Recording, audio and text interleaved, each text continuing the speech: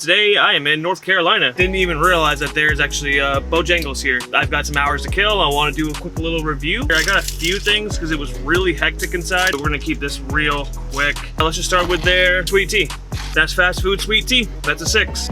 Chicken breast here. Looks crispy. It's hot. We've also got a nice, ooh, that's a soft biscuit. Here we go, biscuit. God damn. That's a damn good biscuit. 8.7 out of 10. Fried chicken breast, let's go. Ooh, it's good. I feel like I've had better. A 7.3. All right, next up we have bow rounds. Straight up bow round, no ketchup. Here we go. The inside is really pasty.